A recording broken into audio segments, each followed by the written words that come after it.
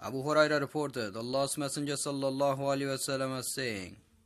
if anyone forgets that he fasting and he eats or drinks, he should complete his fast, for it's only Allah who has fed him and give him a drink.